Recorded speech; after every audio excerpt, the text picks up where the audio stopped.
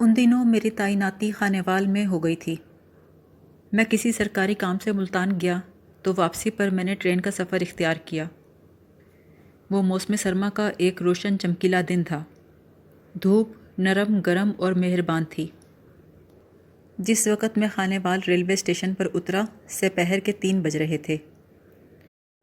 Plate form پر موجود چہل پہل سے میں نے اندازہ لگا لیا کہ ابھی کچھ دیر پہلے ہی وہاں سے کوئی ٹرین روانہ ہوئی ہے، یعنی جدھر سے میں آیا تھا اسی جانب۔ مذکورہ ٹرین لاہور سے آئی تھی اور کراچی کی طرف گئی تھی۔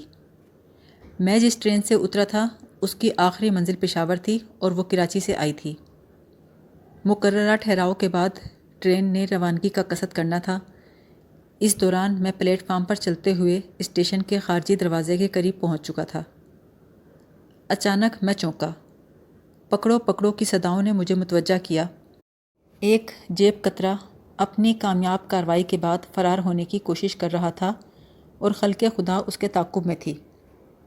پھر ایک ایسا واقعہ رونما ہوا کہ ہجوم جیب کترے کو بھول کر ایک مسافر کی جانب متوجہ ہو گیا۔ ہوا یوں کہ بھاگتا ہوا جیب کترا مذکورہ مسافر سے ٹکرا گیا تھا۔ اس کی ٹکر لگنے سے وہ مسافر زمیں بوس ہو گیا۔ اس کے ہاتھ میں پکڑا ہوا لکڑی کا صندوق ہاتھ سے چھوٹ کر دور جا گرا۔ نہ صرف دور جا کر گرا بلکہ خوفناک جھٹکے سے کھل گیا۔ کھلے ہوئے صندوق کا منظر بڑا وحشتناک تھا۔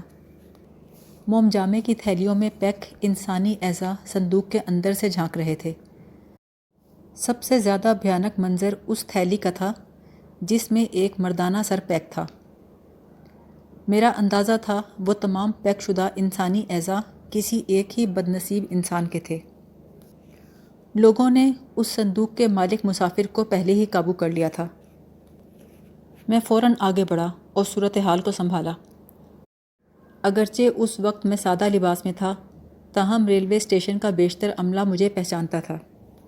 اس دوران اسٹیشن پر موجود ایک کانسٹیبل موقع پر پہنچ گیا اور صندوق کے مالک کو حراست میں لے لیا۔ سب سے پہلے میں نے کھلے ہوئے چوبی صندوق کا جائزہ لیا۔ وہ ایک درمیانے سائز کا پرانا سا صندوق تھا۔ صندوق کی کنڈی میں تالا موجود تھا۔ غور سے دیکھنے پر معلوم ہوا کہ صندوق کے قبضے کھل گئے تھے، ٹوٹ کر صندوق سے الگ ہو گئے تھے۔ یہ سب اس لیے ہوا کہ ٹکر لگنے کی وجہ سے مسافر کے ہاتھ سے صندوق چھوٹا تو پلیٹ فارم کے سنگی فرش پر ٹکرا گیا۔ صندوق کی ظاہری حالت بتاتی تھی کہ وہ کافی پرانا تھا۔ غالباً اس کے قبضے پہلے سے ہی کمزور ہوں گے اور ٹکر لگنے کی وجہ سے ہی ٹوٹ گئے۔ میں نے ایک کلی کو بھیج کر تھانے سے 2 کانسٹیبلز کو بلوا لیا۔ تھوڑی دیر بعد ہی جائے وقوع کا نقشہ تیار ہو گیا تھا۔ صندوق کے مالک کو ہتکڑی لگا دی گئی تھی۔ موقع پر موجود 2-4 افراد کے بیان قلم بند کرنے کے بعد میں اصل شخص کی جانب متوجہ ہوا۔ ایک کانسٹیبل نے اس کی جامع تلاشی لی۔ اس کی جیب سے 45 روپے کی نقدی اور ایک ریلوے کا ٹکٹ ملا۔ وہ ٹکٹ لاہور سے ملتان تک کا تھا۔ میں نے اس کی آنکھوں میں گھورتے ہوئے تیز لہجے میں کہا، کیا نام ہے تمہارا؟ جواب دینے کی بجائے وہ خوفزدہ نظروں سے گرد و نواح کا جائزہ لینے لگا۔ ایک کانسٹیبل نے اس کی پنڈلی پر ٹھڈا رسید کرتے ہوئے کہا، اوئے باگڑ بلے، کیا تم گونگے ہونے کے ساتھ بہرے بھی ہو؟ سنا نہیں تم نے ملک صاحب کیا پوچھ رہے ہیں؟ اپنی بات ختم کرتے ہی کانسٹیبل نے اس کی گردن پر ایک جھانپڑ بھی رسید کر دیا۔ جب اس شخص کو یقین ہو گیا کہ ہم اس کی جان چھوڑنے کا ارادہ نہیں رکھتے اور وہ فرار نہیں ہو سکتا، تو وہ لکنت زدہ انداز میں بولا، میرا نام خدا بخش ہے۔ میں نے اس کی جیب سے برآمد ہونے والے ٹکٹ پر نگاہ ڈالتے ہوئے کہا، خدا بخش، لاہور کے رہنے والے ہو یا ملتان کے؟ وہ بالکل سمن بکمن ہو گیا۔ میں نے حتمی لہجے میں کہا، اس کا مطلب ہے تم تھانے جا کر ہی زبان کھولو گے۔ وہ بولا، میں خانیوال کا ہی رہنے والا ہوں۔ میں نے کہا، خانیوال میں کس جگہ؟ بولا، کبیر والا میں۔ میں نے تیز لہجے میں کہا، کبیر والا کوئی چھوٹی موٹی جگہ نہیں۔ الہ آباد، علی پور، بلاول پور، حسن پور، حشمت مرالی، رسول پور، سردار پور، شیر گڑھ کس علاقے سے تعلق ہے تمہارا؟ میری معلومات پر اس کی آنکھیں پھیل گئیں۔ وہ جلدی سے بولا، میں شیر گڑھ کا وسنیک ہوں جی۔ میں نے چپتے ہوئے لہجے میں سوال کیا۔ لاہور کیا لینے گئے تھے؟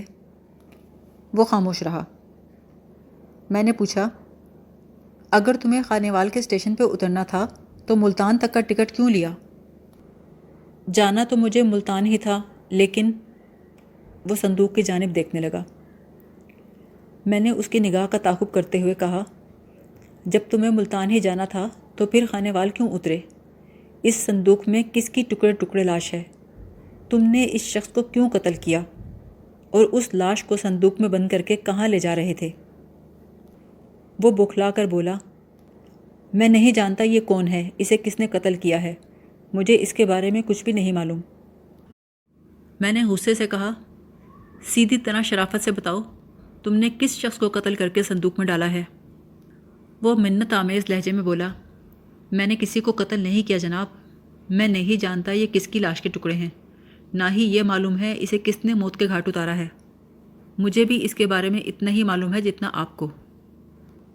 میں نے طنزیہ لہجے میں کہا، تو اب تم یہ بھی کہو گے کہ اس چوبی صندوق سے تمہارا کوئی تعلق نہیں ہے؟ اس نے تائید کرتے ہوئے کہا، آپ ٹھیک کہتے ہیں، اس صندوق سے میرا کوئی تعلق نہیں ہے۔ میں نے کہا، اچھا بچو، اس صندوق سے تمہارا کوئی تعلق نہیں ہے جسے تم ٹرین سے لے کے نیچے اترے تھے اور بڑی حفاظت سے اسٹیشن کی عمارت سے لے کر نکلنے والے تھے۔ اتفاق سے ایک جیب کترے کی ٹکر سے صندوق تمہارے ہاتھ سے نکل کے جا گرا اور کمزور ہونے کے باعث کھل بھی گیا۔ وہ گڑ گڑا کے بولا، میں قسم کھانے کو تیار ہوں جی، اس صندوق سے میرا کوئی تعلق نہیں ہے۔ میں نے خونخوار لہجے میں دریافت کیا، اگر اس صندوق سے تمہارا کوئی تعلق نہیں تو پھر اس باپ کو ساتھ لیے کیوں پھر رہے تھے؟ ایک مرتبہ پھر اس نے جواب دینے کی بجائے نگاہ نیچے کر لی۔ میں نے غور سے اس کا جائزہ لیا۔ اس کی عمر کم و بیش 35 سال تھی، صحت قابل رشک اور قد دراز۔ وہ عام شکل و صورت کا عام سا انسان تھا۔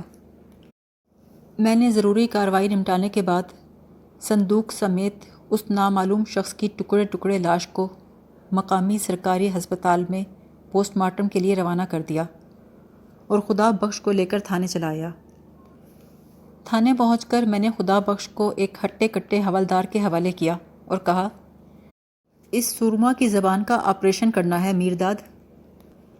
حوالدار میرداد نے کہا، ہو جائے گا ملک صاحب، تسی بے فکر ہو جاؤ، میں 3 منٹی اس کی زبان کھول داں گا۔ میں نے کہا، 3 منٹ نہیں، میں تمہیں پورا 1 گھنٹہ دیتا ہوں۔ ٹھیک 1 گھنٹے تک اسے میرے کمرے میں لے آؤ، بالکل تیار حالت میں، سمجھ گئے؟ چنگی طرح سمجھ گیا جناب، چالو کر کے لاؤں گا۔ 1 گھنٹے بعد حوالدار میرداد نے آ کر کہا، رپورٹ حوصلہ افزا ہے ملک صاحب، بندہ زبان کھولنے پر آمادہ ہے۔ مجھے اس نے یہ بتایا ہے کہ وہ عادی اور پیشہ ور چور ہے، باقی کہتا ہے کہ ساری تفصیل آپ کو ہی بتائے گا۔ ذرا دیر بعد خدا بخش میرے کمرے میں تھا۔ میں نے اسے کرسی پر بیٹھنے کے لیے کہا، پھر نرمی سے کہا، خدا بخش، میرے سامنے چوروں، بدماشوں، قاتلوں کو بیٹھنے کی اجازت نہیں ہوتی، لیکن میں نے تمہیں کرسی پہ بیٹھنے کو کہا ہے۔ جانتے ہو کیا وجہ؟ وجہ یہ ہے کہ حوالدار نے بتایا ہے تم تعاون کے لیے آمادہ ہو، اس لیے جو پوچھتا ہوں ٹھیک ٹھیک جواب دو۔ اگر جواب دینے میں گڑبڑ کی تو تم مجھے ایک سخت گیر تھانے دار پاؤ گے۔ میری تفتیش سے یہ پتہ چلا کہ خدا بخش کبیر والا کے گاؤں شیر گڑھ میں رہتا تھا۔ اس نے گاؤں میں یہ بات مشہور کر رکھی تھی کہ وہ چلتا پھرتا کاروبار کرتا ہے، ایک شہر سے چیزیں خرید کر دوسرے شہر میں بیچ دیتا ہے۔ اس سلسلے میں اکثر سفر کرنا پڑتا ہے۔ ہفتے 10 دن بعد وہ گاؤں کا چکر لگا کے بیوی کو خرچہ دے کر گاؤں سے رخصت ہو جاتا تھا۔ یہ سب ایک ڈھکوسلا تھا۔ وہ ایک عادی چور تھا اور اس کا طریقہ واردات بڑا انوکھا تھا۔ وہ ٹرین میں لاہور سے ملتان اور ملتان سے لاہور سفر کرتا تھا۔ دوران سفر اپنے پاس کوئی سامان نہیں رکھتا تھا، بلکہ دوسروں کے سامان پہ نظر رکھتا تھا۔ ادھر کوئی مسافر اپنے سامان سے غافل ہوا، ادھر خدا بخش نے اس کا سامان پارک کیا۔ جب گاڑی لاہور کے اسٹیشن پر زیادہ دیر کے لیے رکتی تو وہ پوری ٹرین کا سروے کرتا اور کہیں کوئی لاوارث چیز ملتی تو اسے اٹھا لیتا۔ دوران سفر کوئی مسافر اسے یہ کہتا کہ بھائی ذرا میرے سامان کا خیال رکھنا، میں نیچے سے کوئی چیز لے کر آتا ہوں، تو خدا بخش اسے یقین دلاتا کہ وہ بے فکر ہو کر جائے۔ اس مسافر کے نیچے اترتے ہی وہ باقی مسافروں سے نگاہ بچا کر اس کا سامان یا سامان میں سے کوئی اہم چیز اٹھا کر ٹرین سے اتر جاتا۔ اس کے پاس لاہور سے ملتان اور ملتان سے لاہور تک کا ٹکٹ ہوتا تھا، اس لیے کسی بھی اسٹیشن پر اترنے سے اسے کسی قسم کی دقت نہیں ہوتی تھی۔ وقوعے کے روز یہ 24 صندوق اس کے ہاتھ لگا۔ وہ یہی سمجھا کہ اس میں کوئی قیمتی چیز ہوگی، مگر شومئی قسمت اس میں ایک لاش کے پارچے تھے۔ اپنی چوری اور دھوکہ دہی کا اعتراف کرنے کے بعد خدا بخش بولا، تھانے دار صاحب، جو سچ تھا وہ میں نے آپ کو بتا دیا، اب آپ چاہے جو سزا دیں، میں اف نہیں کروں گا۔ میں نے کہا، پہلے تمہارے بیان کی تصدیق یا تردید ضروری ہے۔ اگر تمہارا بیان سچ ثابت ہوا تو تمہارے ساتھ نرمی برتوں گا، بصورت دیگر جو تمہارا حشر ہوگا اسے دنیا دیکھے گی۔ ہاں تو خدا بخش، اگر میں تمہارے بیان پہ یقین کر بھی لوں، پھر بھی بہت سے سوال جواب طلب ہیں۔ تم نے صندوق میں موجود کٹے ہوئے سر کو دیکھ لیا تھا، کیا اس شخص کو تم نے پہلے کہیں دیکھا ہے؟ نہیں جناب، میں نے اسے پہلے کبھی نہیں دیکھا۔ تم نے بتایا ہے کہ آج تم لاہور سے ٹرین میں بیٹھے تھے، کیا 24 صندوق کا مالک مسافر بھی لاہور سے ٹرین میں سوار ہوا تھا؟ جناب، وہ ساہیوال کے اسٹیشن سے ٹرین پہ چڑھا تھا اور آ کر میری برابر والی سیٹ پہ بیٹھ گیا تھا۔ میں نے اس سے خود گفتگو کا آغاز کیا تھا اور اسے بتایا تھا کہ ملتان جا رہا ہوں۔ جواباً اس نے بتایا کہ وہ روہڑی جا رہا تھا۔ میں نے کہا، اس کا حلیہ تفصیل سے بیان کرو، اور اس نے اپنا نام کیا بتایا تھا؟ خدا بخش نے بتایا کہ اس کا نام لیاقت علی تھا، اور پھر حلیہ مجھے نوٹ کروا دیا۔ میں نے کہا، تمہارے بیان کے مطابق لیاقت علی روہڑی جانا چاہتا تھا، مگر روہڑی تو بہت بعد میں آتا ہے، تم خانیوال کے اسٹیشن پہ اتر گئے، لیاقت علی نے تمہیں اپنا صندوق کیسے لے جانے دیا؟ خدا بخش بولا، اس صندوق کو حاصل کرنے میں مجھے محنت ہی نہیں کرنی پڑی، یوں سمجھیے لیاقت علی نے مجھے خود موقع فراہم کر دیا۔ اس نے مجھے باتوں باتوں میں بتایا تھا کہ وہ روہڑی ایک شادی میں شرکت کے لیے جا رہا تھا، اور اس صندوق میں کافی قیمتی سامان اور بیش قیمت کپڑے ہیں۔ میاں چنو کے اسٹیشن پر وہ مجھے یہ کہہ کر نیچے اترا کہ میں ذرا منہ ہاتھ دھو کر آتا ہوں، جب تک تم میرے صندوق کا خیال رکھنا۔ میں نے اسے کہا، جلدی آ جانا یار، یہاں گاڑی زیادہ دیر نہیں رکتی۔ اتفاق سے اس وقت کمپارٹمنٹ میں رش نہیں تھا، جہاں میں بیٹھا تھا اس کے آس پاس کوئی مسافر نہیں تھا، لہٰذا میں نے صندوق کا تالا کھولنے کی کوشش کی، لیکن نہیں کھلا۔ اسی دوران گاڑی چل پڑی، لیکن لیاقت علی واپس نہ آیا۔ مجھے بڑی خوشی ہوئی، مجھے لگا کہ وہ ٹرین میں سوار ہونے سے رہ گیا ہے۔ اس کے بعد اگلا اسٹیشن خانیوال آیا تو میں 24 صندوق لے کر اتر گیا۔ میں نے کہا، خدا بخش ایک بات بتاؤ، اگر تم خانیوال کے پلیٹ فارم پر پکڑے نہ جاتے اور خیر خیریت سے صندوق کو نکال لے جانے میں کامیاب ہو جاتے اور گھر جا کر دیکھتے کہ صندوق میں قیمتی اشیاء کے بجائے مردانہ لاش کے ٹکڑے ہیں، تو تم کیا کرتے؟ وہ کچھ دیر سوچنے کے بعد بولا، میں اس صندوق کو کسی ویران جگہ پہ چھوڑاتا اور پھر اس واقعے کو بھولنے کی کوشش کرتا۔ میں نے کہا، اس صورت میں تو تم قانون کی نظروں میں مجرم ٹھہرتے، کیونکہ جرم کو چھپانا بھی خود جرم ہے۔ خیر، ایک بات تو یقینی ہے، جس طرح تم لیاقت کو چونا لگانے کی طاق میں تھے، اسی طرح وہ بھی موقع کی تلاش میں تھا اور صندوق سے چھٹکارا پانا چاہتا تھا۔ وہ ساہیوال کے اسٹیشن سے سوار ہوا تھا، اس کا واضح مطلب یہی تھا کہ یہ جس بد نصیب شخص کی لاش تھی اس کا تعلق ساہیوال سے تھا۔ میں نے لاش کو پوسٹ مارٹم کے لیے بھجوانے سے قبل سرکاری فوٹوگرافر سے اس کی تصاویر بنوا لی تھیں۔ مقتول کے سر کی تصویر ایسے تھی جیسے کسی رومن مجسمہ ساز کا شاہکار۔ اس کا چہرہ بہت خوبصورت تھا۔ میں نے حوالدار کو بھیج کر سرکاری مصور کو بلوایا کہ وہ لیاقت علی کے بیان کردہ تفصیل کو سن کر لیاقت علی کا اسکیچ تیار کرنے کی کوشش کرے۔ سرکاری مصور نے 2 گھنٹے کی محنت کے بعد ایک ایسا خاکہ تیار کر لیا جس کو دیکھ کر خدا بخش نے تصدیق کی کہ وہ ہو بہو لیاقت علی کا خاکہ تھا۔ اس دوران پوسٹ مارٹم کی رپورٹ بھی موصول ہو گئی۔ اس کے مطابق مقتول کو بے ہوشی کے عالم میں موت کے گھاٹ اتارا گیا تھا۔ رپورٹ کے مطابق رپورٹ میں موت کا وقت نصف شب کے قریب بتایا گیا تھا۔ میرے سامنے تفتیش کے لیے 2 میدان تھے۔ نمبر 1 میاں چنو کا ریلوے اسٹیشن، جہاں لیاقت علی ٹرین سے اترا تھا۔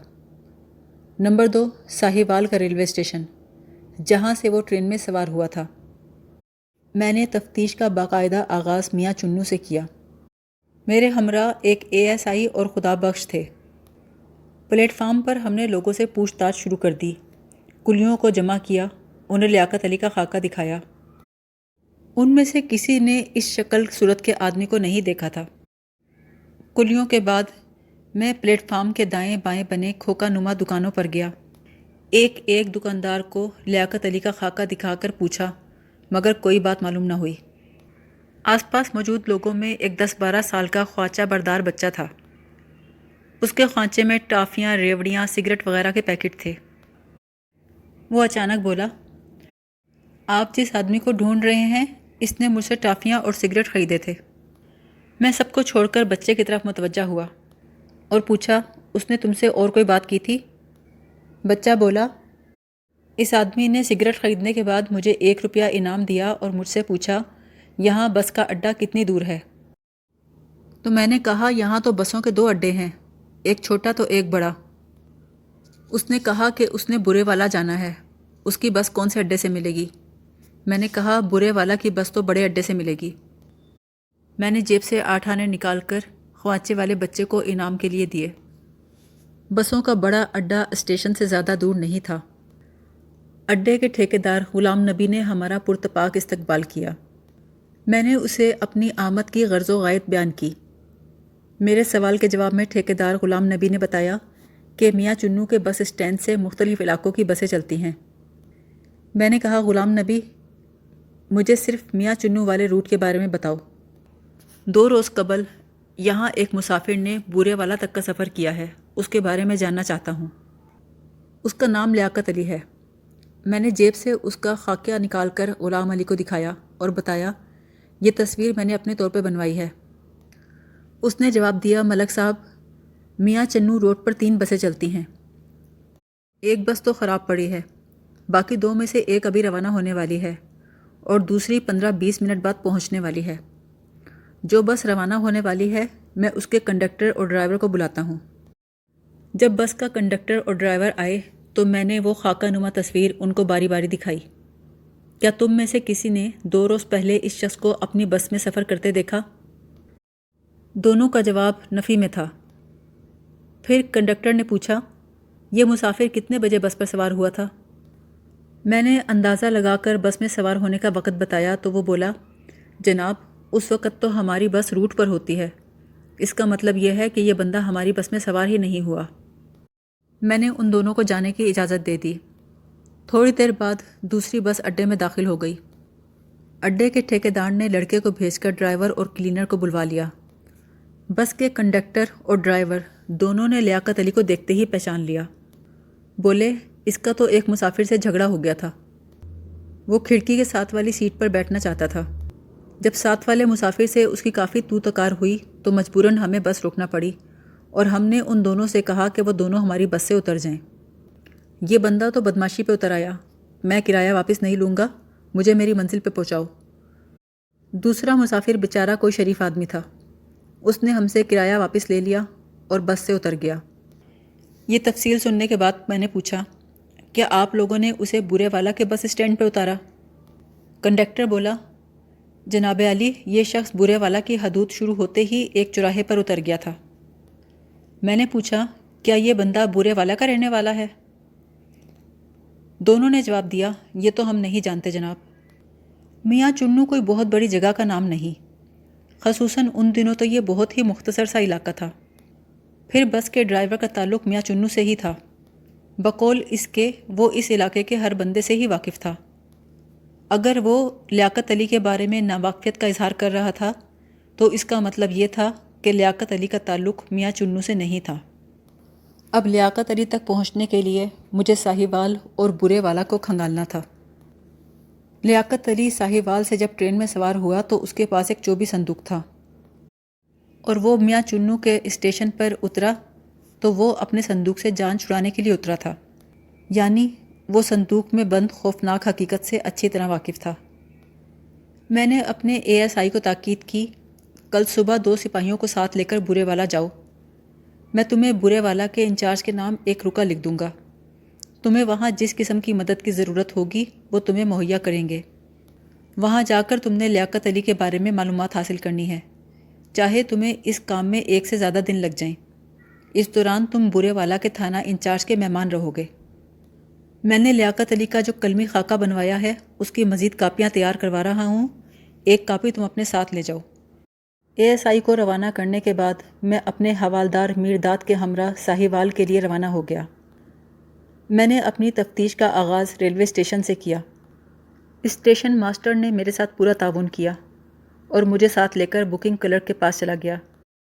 بکنگ کلرک نے لیاقت علی کا خاکہ دیکھنے کے بعد کہا، اس کی شکل کچھ دیکھی تو لگ رہی ہے، لیکن میں یقین سے نہیں کہہ سکتا کیونکہ میں ٹکٹ کاٹتے وقت مسافروں کے حلیے پر دھیان نہیں دیتا۔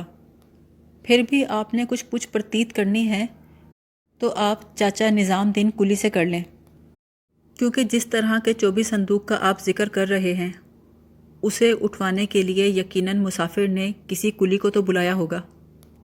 اسٹیشن ماسٹر کے تعاون سے نظام دین کلی فوراً ہی مل گیا۔ اس نے تصویر دیکھ کر پراعتماد لہجے میں کہا، جناب، اس مسافر نے اس اسٹیشن سے سفر کیا تھا، مگر مجھے آگے کا نہیں معلوم کہ وہ کہاں گیا۔ میں نے تو اسے کراچی جانے والی ٹرین میں سوار کروا دیا تھا۔ اسٹیشن کے باہر سے اس کا سامان اٹھا کر میں نے ہی ٹرین تک پہنچایا تھا۔ نظام دین کلی کے جواب نے مجھے بے حد اطمینان سے نوازا تھا۔ میں نے کردنے والے انداز میں کہا، چاچا نظام دین، اس مسافر کا نام لیاقت علی ہے، تم اس کے بارے میں کیا جانتے ہو؟ وہ بولا، جناب، میں تو اس کے بارے میں کچھ نہیں جانتا، مہر منظور صاحب ہی اسے جانتے ہوں گے۔ وہ اس بندے کے ساتھ ریلوے اسٹیشن تک آئے تھے۔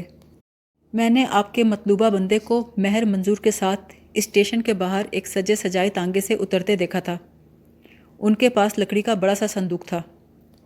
میں نے کہا، چاچا نظام دین، یہ مہر منظور کون ہے اور وہ پھر اس کے بعد کہاں چلے گئے تھے؟ اس نے بتایا، مہر منظور یوسف والا کے مشہور زمیندار ہیں، وہاں ان کا بہت بڑا ڈیری فارم بھی ہے۔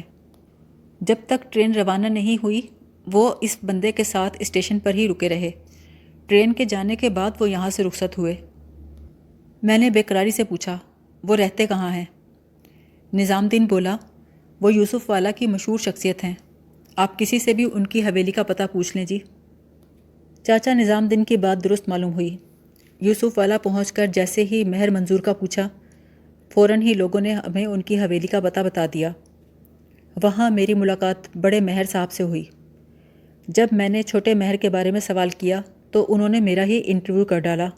میں کون ہوں، کہاں سے آیا ہوں، مجھے مہر منظور سے کیا کام ہے۔ میں نے مصلحت سے کام لیتے ہوئے خود کو چھوٹے مہر منظور کا ایک درینہ شناسہ ظاہر کیا اور بتایا کہ میں بورے والا سے آیا ہوں، محض ملاقات کے لیے آیا ہوں، جلد ہی واپس چلا جاؤں گا۔ میرے جواب سے مطمئن ہونے کے بعد انہوں نے مجھے بتایا، مہر منظور آپ کو ڈیری فارم پر مل جائے گا۔ مجھے معلوم ہوا کہ مہر منظور زیادہ تر ڈیری فارم پر ہی رہتا ہے اور زیادہ تر راتیں بھی وہیں گزارتا ہے۔ ڈیری فارم حویلی سے زیادہ فاصلے پر نہیں تھا، تھوڑی دیر بعد ہی ہم وہاں پہنچ گئے۔ مہر منظور سے یہ میری پہلی ملاقات تھی۔ وہ مجھے پہچانتا نہیں تھا۔ اس کی عمر 27 سال کے لگ بھگ تھی۔ اس کی صحت قابل رشک اور انداز خاصا خطرناک تھا۔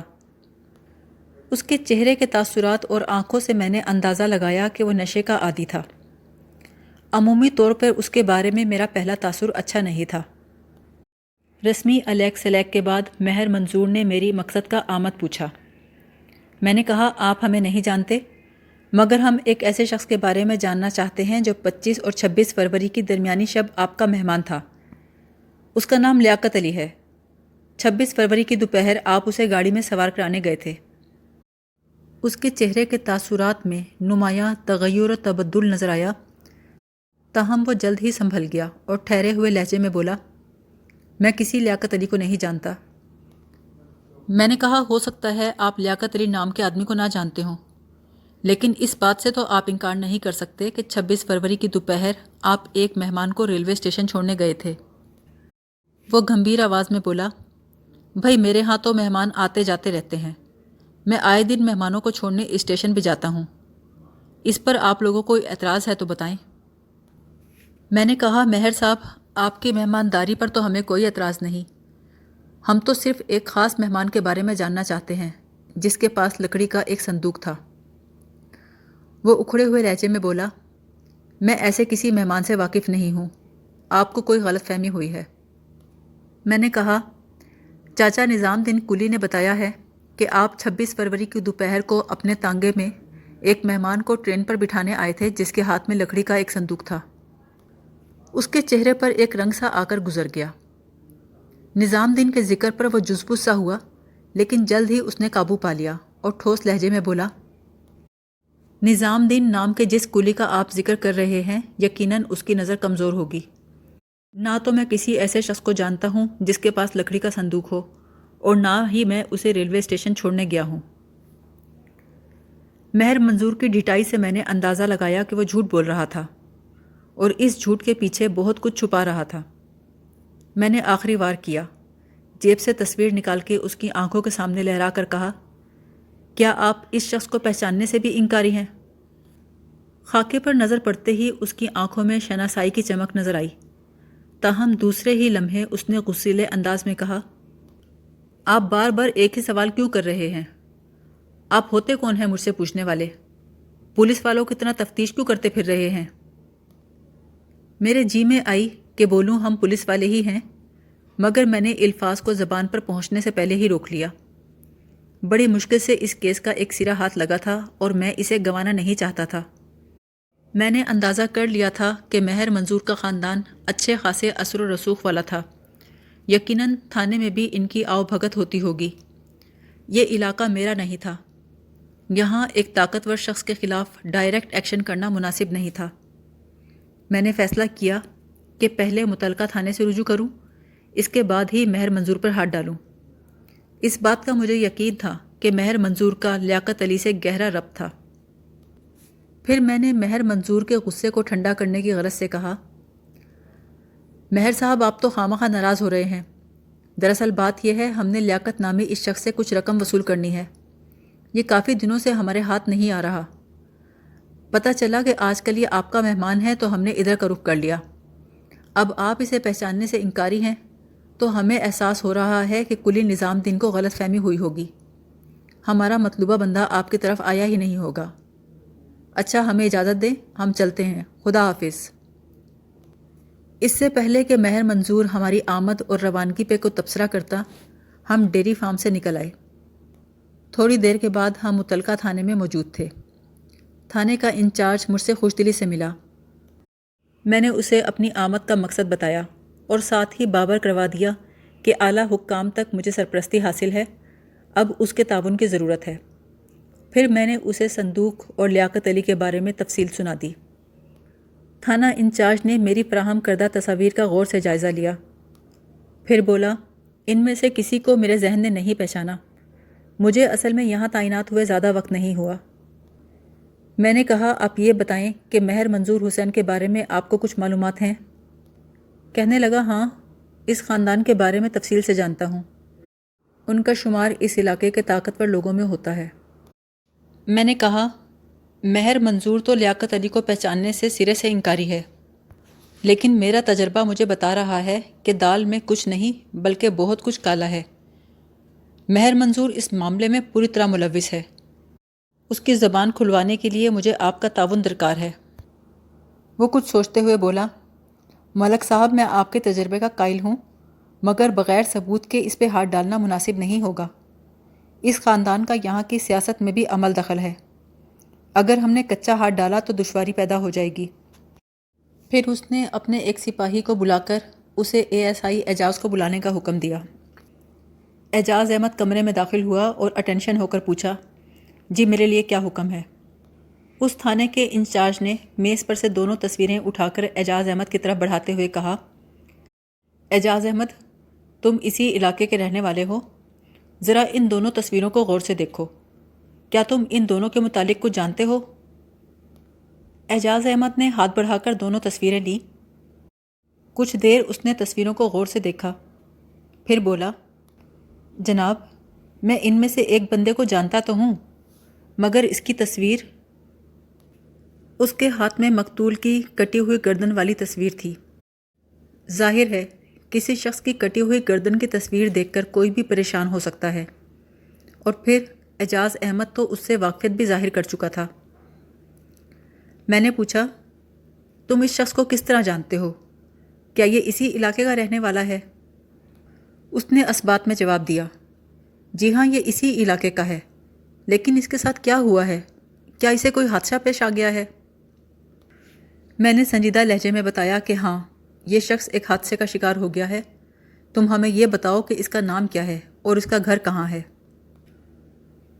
وہ بولا، اس کا نام ماسٹر خالد ہے، ماسٹر خالد حسین، اور یہ میری سسرال کے محلے میں رہتا ہے، بلکہ اب تو یہ کہنا چاہیے کہ رہتا تھا۔ وہ افسردہ ہو گیا۔ میں نے پوچھا، اعجاز احمد، تمہاری سسرال کس محلے میں واقع ہے؟ اور تم ماسٹر خالد حسین کے بارے میں کیا کچھ جانتے ہو؟ اے ایس آئی اعجاز نے جواب دیا کہ اس کے سسرال والے کینال کالونی میں رہتے ہیں، اور یہ کہ وہ اس شخص کے بارے میں کچھ زیادہ نہیں جانتا۔ کہنے لگا، میری براہ راست اس سے بات چیت نہیں، بس اتنا ہی معلوم ہے کہ کینال کالونی کے ایک اسکول میں یہ پڑھاتا تھا، اور ابھی کچھ عرصے پہلے اس نے محبت کی شادی کی تھی۔ میں نے کہا، پوری تفصیل بتاؤ، محبت کی شادی سے کیا مراد ہے؟ وہ بولا، میں اس بارے میں زیادہ معلومات نہیں رکھتا، میں نے اڑتی اڑتی سے سنی تھی کہ ماسٹر خالد حسین نے ایک لڑکی سے عدالت میں جا کر شادی کی تھی، یعنی کورٹ میرج۔ جی ہاں، کورٹ میرج۔ اعجاز احمد کی معلومات مفید ترین ہونے کے ساتھ ساتھ سنسنی خیز تھیں۔ میں مقتول تک تو پہنچ ہی گیا تھا۔ اب اس کیس کی گتھیاں سلجھنے کا وقت آ گیا تھا۔ میرے ذہن میں ہلچل سی مچی ہوئی تھی۔ میں نے اضطراری لہجے میں اعجاز احمد سے پوچھا، اگر ماسٹر خالد نے عدالت میں جا کر شادی کی ہے تو اس کا مطلب یہ ہے کہ ان کے خاندان والے اس شادی پر رضامند نہیں تھے، کیا یہی حقیقت ہے؟ وہ بولا، جی ہاں، یہ حقیقت ہے کہ لڑکی کے گھر والے اس شادی پر آمادہ نہیں تھے۔ میری بیوی نے بتایا تھا کہ ماسٹر لڑکی کو گھر سے بھگا کر لے آیا تھا، یوں سمجھنے کہ لڑکی اپنی رضامندی سے ماسٹر کے ساتھ عدالت پہنچی تھی۔ دنیا کو تو اس وقت پتہ چلا جب وہ میاں بیوی کے رشتے میں بندھ چکے تھے۔ میں نے پوچھا، کیا تمہاری بیوی نے یہ بتایا کہ اس واقعے پر لڑکی کے گھر والوں نے کوئی رد عمل ظاہر کیا کہ نہیں؟ اعجاز احمد بولا، میرا خیال ہے کوئی رد عمل نہیں آیا، اگر آیا ہوتا تو میری بیوی ذکر کرتی۔ میں نے کہا، اعجاز احمد، ایک ٹھیک ٹھاک رد عمل تو ظاہر ہو چکا ہے۔ اچھا یہ بتاؤ، کیا مقتول ماسٹر خالد حسین کی بیوی کے گھر والے کینال کالونی میں ہی رہتے ہیں؟ اے ایس آئی اعجاز نے جواب دیا، نہیں جناب، میں نے سنا ہے وہ لوگ کہیں عارف والا میں رہتے ہیں اور اچھے خاصے کھاتے پیتے زمیندار ہیں۔ عارف والا ساہیوال کا جنوبی علاقہ تھا۔ یہ علاقہ دریائے ستلج سے زیادہ فاصلے پر نہیں تھا۔ یہاں کی زمین بہت زرخیز تھی، ظاہر ہے زمیندار بھی خوشحال ہوں گے۔ میں نے اعجاز احمد سے پوچھا، تم ماسٹر کے سسرال والوں کے بارے میں کچھ جانتے ہو؟ وہ سادہ لہجے میں بولا، کچھ بھی نہیں جانتا، جو کچھ مجھے معلوم تھا میں نے آپ کو بتا دیا ہے۔ کیا تم نے مقتول ماسٹر کا گھر دیکھا ہوا ہے؟ بولا، دیکھا تو نہیں ہے، مگر کینال کالونی میں اس کا گھر تلاش کرنا کچھ مشکل نہیں ہوگا۔ وہ ایک مقامی اسکول میں بچوں کو پڑھاتا تھا، تو بہت لوگ اسے جانتے ہوں گے۔ میرے ذہن میں طوفان سا اٹھ رہا تھا۔ صندوق میں جس نامعلوم شخص کے پارچے ملے تھے وہ اب نامعلوم نہیں رہا تھا۔ اس بدنصیب کا نام ماسٹر خالد حسین تھا۔ وہ ساہیوال کے علاقے کینال کالونی کا رہنے والا تھا۔ کچھ عرصے قبل اس نے ایک لڑکی سے عدالت میں جا کر شادی کی تھی۔ لڑکی کے ورثاء اپنے علاقے کے کھاتے پیتے زمیندار تھے، یعنی طاقتور اور صاحب اختیار لوگ۔ وہ ماسٹر کی اس جرأت رندانہ اور اپنی لڑکی کی بغاوت کو خاموشی سے پی نہیں سکتے تھے۔ یہ بھی ممکن نہیں تھا کہ وہ اب تک اس شادی سے بے خبر رہے ہوں۔ ایسے معاملات زیادہ دیر تک چھپے نہیں رہتے۔ ان حالات و واقعات کی روشنی میں میرے ذہن میں یہ سوال سر اٹھا رہا تھا، کیا ماسٹر خالد حسین اپنے سسرال والوں کی انتقامی کارروائی کا نشانہ بنا تھا؟ میں نے تھانہ انچارج کی میز پہ پڑی ہوئی دونوں تصویریں اٹھا لیں، پھر لیاقت علی کے اسکیچ پر ہاتھ پھیرتے ہوئے کہا، اس بندے کی شناخت کا معاملہ تو کھٹائی میں پڑا ہوا ہے۔ اے ایس آئی اعجاز نے پرامید لہجے میں کہا، جناب یہ مسئلہ بھی حل ہو جائے گا۔ ممکن ہے مقتول کی بیوہ اس خاکے پر روشنی ڈال سکے۔ تھوڑی دیر بعد میرا حوالدار میر داد، میں اور اعجاز احمد ہم کینال کالونی پہنچے۔ میں اور میر داد سادہ لباس میں تھے۔ اے ایس آئی اعجاز باقاعدہ پولیس کی وردی میں تھا۔ میر داد نے دروازے پر دستک دی۔ دستک کے جواب میں دروازہ تھوڑا سا کھلا، پھر ایک نوجوان عورت نے باہر جھانک کے پوچھا، کون ہے؟ میں نے معتدل لہجے میں کہا، ہم ماسٹر صاحب سے ملنے آئے ہیں۔ میں نے اے ایس آئی اعجاز کو دانستہ تھوڑے فاصلے پہ کھڑا کر دیا تھا تاکہ وہ عورت پولیس کی وردی دیکھ کر بدک نہ جائے۔ اس عورت نے دروازہ بند کرتے ہوئے کہا، ماسٹر صاحب اس وقت گھر میں نہیں ہیں۔ میں نے نرمی سے پوچھا، وہ کہاں گئے ہیں اور کب تک آئیں گے؟ وہ ایک لمحے کو خاموش رہی، پھر پوچھا، آپ کون ہیں؟ آپ کو ماسٹر صاحب سے کیا کام ہے؟ میں نے دانستہ جھوٹ بولا، میرا نام محمد طفیل ہے، میں عارف والا سے آیا ہوں، ماسٹر خالد کے لیے ایک ضروری پیغام لایا ہوں، آپ مجھے خالد صاحب کا ایک خیر خواہ سمجھ لیں۔ عارف والا؟ اس عورت نے دروازے کے پیچھے تشویشناک انداز میں دہرایا، پھر جلدی سے بولی، میں ماسٹر صاحب کے طفیل نامی کسی خیر خواہ کو نہیں جانتی، آپ جائیں یہاں سے۔ میں نے اسے پٹری سے اترتے دیکھا تو فوراً کہا، دیکھیں بھابھی، آپ ہمیں بتا دیں ماسٹر صاحب اس وقت کہاں ہیں، آپ کی غلط بیانی آپ کو کسی مصیبت میں بھی مبتلا کر سکتی ہے۔ وہ بولی، پتہ نہیں آپ کس قسم کی باتیں کر رہے ہیں۔ میں نے کہا، یہاں گلی میں کھڑے ہو کر گھریلو باتیں کرنا مناسب نہیں ہے، کیا آپ کے گھر میں کوئی بیٹھنے کی جگہ نہیں ہے؟ بولی، جگہ تو ہے مگر اس وقت ماسٹر صاحب گھر پر نہیں ہیں۔ میں نے پوری سنجیدگی سے کہا، میں آپ کو ماسٹر خالد کے بارے میں ہی ایک اہم اطلاع دینا چاہتا ہوں، لیکن وہ اطلاع آپ کو گھر کے اندر بیٹھ کے سننی چاہیے۔ اس نے دروازہ کھول دیا۔ اپنے سامنے 3 افراد دیکھ کر وہ دنگ رہ گئی، خاص طور پر اے ایس آئی اعجاز کو دیکھتے ہی اس کے منہ سے بے اختیار نکلا، پولیس؟ وہ 19-20 سال کی ایک حسین و جمیل لڑکی تھی۔ اس کے چہرے پر خوف و ہراس تھا۔ اس سے پہلے کہ وہ چیخو پکار کرتی، میں نے شفقت آمیز لہجے میں کہا، میری بہن، تمہیں پریشان ہونے کی ضرورت نہیں، ہم تمہیں کوئی نقصان نہیں پہنچائیں گے، تم اطمینان سے بیٹھو۔ بیٹھک میں پلنگ کے علاوہ 4 کرسیاں پڑی تھیں۔ ہم کرسیوں پر بیٹھ گئے۔ ہمارے ہمدردانہ رویے کے پیش نظر وہ بھی پلنگ کے کونے پر ٹک گئی اور سوالیہ نظروں سے ہمیں دیکھنے لگی۔ میں نے کھنکار کے گلا صاف کیا اور کہا، تم میری چھوٹی بہن کی طرح ہو، اس لیے اپنے ذہن سے ہر قسم کے خوف کو دور کر دو۔ میرا نام ملک صفدر حیات ہے، میں خانے وال کے تھانے کا انچارج ہوں۔ پھر میں نے اعجاز احمد کی طرف اشارہ کیا، یہ تمہارے ہی علاقے کے تھانے کا اسسٹنٹ سب انسپکٹر اعجاز احمد ہے۔ ہم یہاں ایک خاص معاملے کی تفتیش کے لیے آئے ہیں، بس یہ سمجھ لو اس کا تعلق براہ راست تمہارے شوہر ماسٹر خالد حسین سے ہے۔ وہ بولی، ایسا کون سا معاملہ ہے؟ میں نے ٹھوس لہجے میں کہا، تم سوال نہیں کرو، صرف جواب دو۔ خالد کتنے دنوں سے غائب ہے؟ وہ بولی، 25 فروری کی رات کو گئے تھے، اب تک واپس نہیں آئے۔ وہ کہاں گیا تھا؟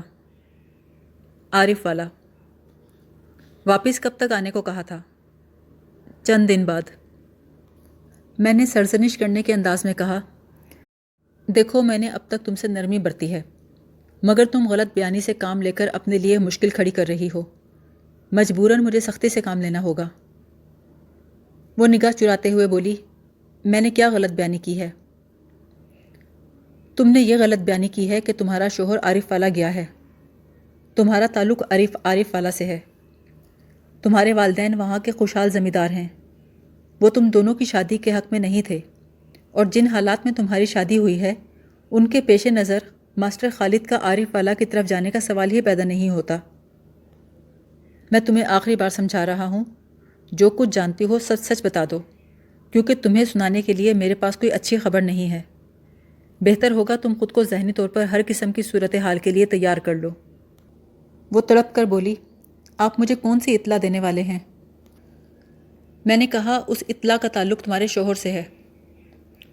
وہ بے چینی سے بولی، کیا ہوا ہے ماسٹر صاحب کو؟ میں نے جی کڑا کر کے اپنی جیب سے ماسٹر خالد حسین کی گردن کٹی ہوئی تصویر برآمد کی اور افسوسناک انداز میں اس کی جانب بڑھاتے ہوئے کہا، لو تم خود ہی دیکھ لو۔ تصویر پر نظر پڑتے ہی اس کے چہرے پر اندوہ غم کا طوفان نمودار ہوا۔ اس نے رندھے ہوئے لہجے میں کہا، او خدایا، یہ سب کیا ہو گیا؟ دونوں ہاتھوں سے اس نے سر تھام لیا۔ اس کے ہاتھ سے تصویر چھوٹ کے فرش پہ جا گری تھی۔ میں نے تصویر اٹھاتے ہوئے تسلی دینے کے انداز میں کہا، جو کچھ ہونا تھا وہ ہو چکا۔ اب تم مجھے بتاؤ کہ تمہارے شوہر کے ساتھ کیا واقعہ پیش آیا تھا؟ وہ بکھری ہوئی آواز میں بولی، میں تو کچھ بھی نہیں جانتی، آپ ہی بتائیں کس نے خالد کے ساتھ یہ ظلم کیا ہے؟ اس نے کسی کا کیا بگاڑا تھا؟ وہ باقاعدہ رونے لگی۔ میں نے اسے اب تک پیش آنے والے واقعات سے آگاہ کیا۔ کچھ اس کی حالت سنبھلی تو پھر سوالات کا سلسلہ شروع کیا۔ اب ذرا سوچ کر بتاؤ، 25 فروری کو خالد کہاں گیا تھا؟ اب یہ نہ کہنا وہ عارف والا گیا تھا۔ مزید جھوٹ برداشت نہیں کروں گا۔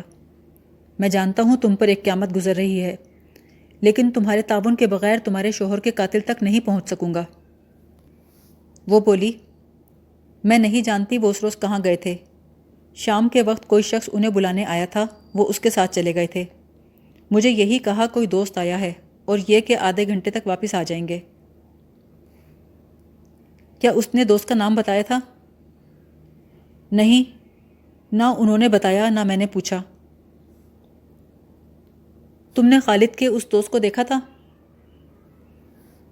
اس دفعہ بھی اس کا جواب نفی میں تھا۔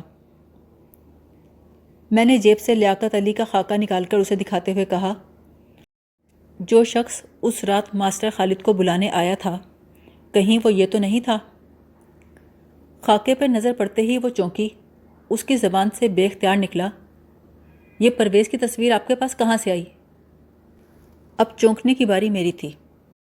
صندوق کے جس مالک کو ہم اتنے دن سے ڈھونڈ رہے تھے، اس کا نام لیاقت علی نہیں پرویز تھا۔ میں نے پوچھا، کیا تمہیں یقین ہے اس شخص کا نام پرویز ہی ہے؟ وہ بولی، آپ کے پاس یہ تصویر کہاں سے آئی ہے؟ میں نے اس کے سوال کو نظر انداز کرتے ہوئے کہا، تم پرویز نام کے اس شخص کو کس طرح جانتی ہو؟ وہ بولی، آپ بھی کمال کرتے ہیں تھانے دار صاحب، میں اس شخص کو نہیں پہچانوں گی تو پھر کون پہچانے گا؟ یہ میرا بڑا بھائی پرویز ہے، پرویز بھٹی۔ مجھے یوں محسوس ہوا جیسے میرے نزدیک کوئی بم پھٹ گیا ہو۔ بے اختیار میرے منہ سے نکلا، کیا واقعی یہ شخص تمہارا بھائی پرویز بھٹی ہے؟ وہ مضبوط لہجے میں بولی، اس میں کسی شک و شبے کی گنجائش نہیں۔ میں نے کہا، ٹرین میں جو مسافر صندوق لیے سفر کر رہا تھا، اس نے ایک دوسرے مسافر کو اپنا نام لیاقت علی بتایا تھا۔ میں نے ٹرین والے آدمی سے پوچھ کر اس صندوق والے شخص کا قلمی خاکہ تیار کروایا ہے اور مجھے اسی کی تلاش ہے۔ پھر میں نے تمام تفصیلات اسے بتا دیں جو اب تک چھپائی ہوئی تھیں، کہ مبینہ شخص اس کے شوہر کی ٹکڑے ٹکڑے لاش لیے صندوق کے ساتھ ساہیوال سے ٹرین میں سوار ہوا۔ وہ روڑی جانا چاہتا تھا، مگر دھوکے سے میاں چنو کے اسٹیشن پر اتر گیا۔ بعد ازاں اس نے بس کے ذریعے میاں چنو سے برے والا تک کا سفر کیا، وغیرہ۔ وہ پھٹی پھٹی آنکھوں سے میری بات سنتی رہی، پھر بولی، پرویز ایسا نہیں کر سکتا، وہ ماسٹر صاحب کا قتل نہیں کر سکتا، یقیناً آپ کو غلط فہمی ہوئی ہے۔ میں نے قدرے سخت لہجے میں کہا، ممکن ہے تمہارے بھائی نے ماسٹر خالد کو قتل نہ کیا ہو، مگر اس لاش والے صندوق کے ساتھ ساہیوال سے لے کر میاں چنو تک کا سفر اسی نے کیا ہے۔ اس بات کی تصدیق کے لیے میرے پاس بے شمار ثبوت ہیں۔ وہ بار بار نفی میں گردن جھٹک رہی تھی۔ میں محسوس کر رہا تھا وہ ایک بہت بڑے عذاب سے گزر رہی تھی۔ میں نے پوچھا، تمہارا بھائی پرویز تم سے آخری بار کب ملنے آیا تھا؟ وہ بولی، پرویز ایک مرتبہ بھی مجھ سے ملنے نہیں آیا۔ وہ تو کیا، میرے گھر کا کوئی بھی فرد مجھ سے ملنے نہیں آیا۔ ان کو تو پتہ ہی نہیں ہوگا کہ میں کہاں رہتی ہوں۔ میں نے محبت کی شادی کر کے ان سب کی ناراضی مول لی ہے، ان سب نے مجھ سے قطع تعلق کر دیا ہے۔ تو پھر تمہارے بھائی کا تمہارے شوہر کی لاش کے ساتھ پایا جانا کیا معنی رکھتا ہے؟ وہ بے بسی سے بولی، میں کیا کہہ سکتی ہوں، یہ سب میرے لیے انہونی سی بات ہے۔ کیا تم مہر منظور نامی کسی شخص کو جانتی ہو؟ نہیں، یہ نام میں نے پہلی مرتبہ سنا ہے۔ مہر منظور یوسف والا کا رہنے والا ہے۔ وقوعے کے روز یہی وہ شخص تھا جو تمہارے بھائی کو ساہیوال اسٹیشن تک چھوڑنے گیا تھا۔ میں نے کہا نا، میں اس شخص کے بارے میں کچھ بھی نہیں جانتی۔ میں نے ASI اعجاز احمد کو مخاطب کرتے ہوئے کہا، ماسٹر خالد حسین کی بیوہ تمہارے علاقے کی رہائشی ہے۔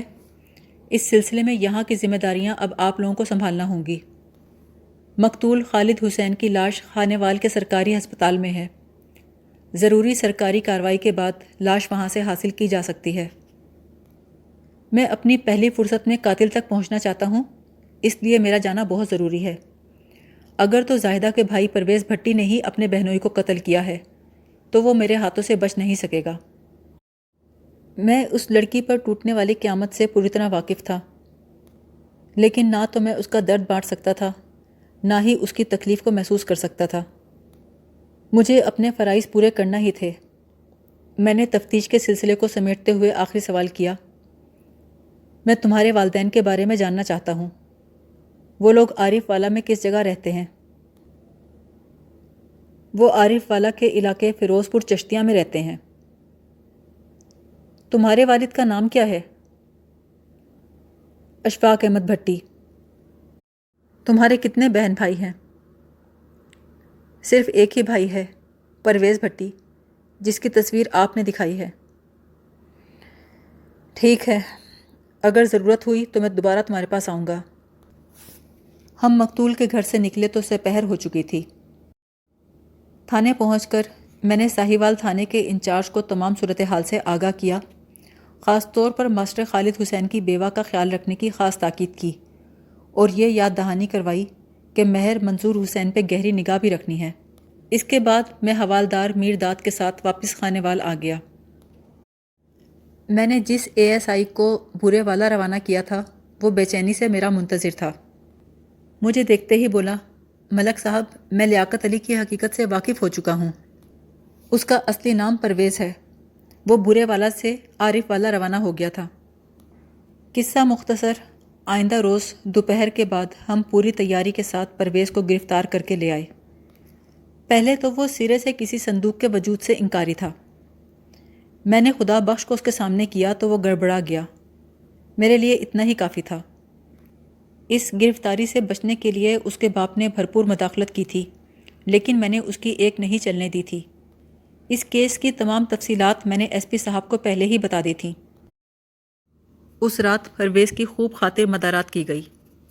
صبح تک وہ بالکل سیدھا ہو گیا تھا۔ جلد ہی اس نے اقبالی بیان دے دیا۔ اس نے ماسٹر خالد حسین کو قتل کرنے کا اعتراف کر لیا تھا۔ اس سلسلے میں اس کے دوست مہر منظور حسین نے اس کے ساتھ بہت تعاون کیا تھا۔ پرویز کسی بہانے سے خالد حسین کو گھر سے نکال لایا تھا۔ اس کام کے لیے اس نے کسی اجنبی شخص کی مدد لی تھی۔ بعد ازاں اس نے خالد کو بے بس کر کے مہر منظور کے ڈیری فارم پر پہنچا دیا تھا۔ ڈیری فارم پر پہنچاتے ہی بے ہوش کرنے والی دوا کی مدد سے اسے بے ہوش کر دیا تھا۔ پرویز نے کہا کہ اس نے ماسٹر خالد کو غیرت میں آ کر قتل کیا ہے۔ ماسٹر نے اس کی بہن کے ساتھ شادی کر کے ان کی خاندانی غیرت کو للکارا تھا، جس کا بدلہ پرویز نے لے لیا۔ واقعات کے مطابق اس رات چھوٹے مہر منظور کے ڈیری فارم پر پہلے خالد کو قتل کیا گیا، پھر اس کی لاش کے مختلف ٹکڑوں کو مومی تھیلیوں میں ڈال کر چوبی صندوق میں بند کر دیا گیا۔ مہر منظور اس کارروائی کے خلاف تھا۔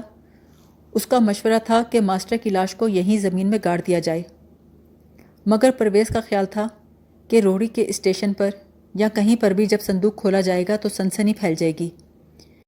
اس طرح وہ اپنے انتقام کی آگ کو ٹھنڈا کرنا چاہتا تھا۔ لاش کو صندوق میں ٹکڑوں کی صورت بند کر کے لاوارث چھوڑ دینا اس کے پروگرام کا حصہ تھا۔ پرویز کا بیان سننے کے بعد ہم نے منظور حسین کو اعانت جرم میں گرفتار کر لیا۔ پرویز کا بیان خاصا بھاری تھا۔ مہر منظور کے لیے اپنی جان چھڑانا ممکن نہیں تھا۔ اس کا اختیار اور اثر و رسوخ اس کے کسی کام نہ آیا۔ دوران تفتیش میں نے پرویز سے پوچھا کہ اس نے ماسٹر خالد کی لاش کے ساتھ ایسا کیوں کیا۔ اس نے جواب دیا، میں پورے ملک میں ہلچل مچانا چاہتا تھا۔ میں نے یہ آئیڈیا ایک انگلش فلم سے لیا تھا۔ اس کا جواب سن کر میں اس کی عقل پر ماتم کرنے کے سوا اور کیا کر سکتا تھا؟ ہمارا خیال ہے آج کل کی انگلش فلمیں نوجوان نسل کو بگاڑ رہی ہیں، مگر پرویز کے کارنامے سے پتہ چلتا ہے کہ تشدد پر مبنی فلمیں معاشرتی انتشار اور جرائم میں اضافے کا باعث بھی بنی ہیں۔ پرویز نے اپنی جھوٹی غیرت کے نام پر ماسٹر خالد حسین کو بے دردی سے موت کے گھاٹ اتار دیا تھا، حالانکہ وہ شخص بے قصور تھا۔ محبت کرنا کوئی جرم نہیں تھا، پھر اس نے باقاعدہ شادی کی تھی۔ اگر پرویز کے موقف کو درست مان بھی لیا جائے تو بھی اس کی غیرت بہت لولی لنگڑی تھی۔ اس شادی میں ماسٹر خالد کے ساتھ اس کی بہن برابر کی شریک تھی، تو پھر سزا صرف ماسٹر خالد کو کیوں ملی؟ نہ جانے کب تک ہم لوگ اپنی جھوٹی انا کی خاطر بے گناہ اور معصوم افراد کو موت سے ہمکنار کرتے رہیں گے۔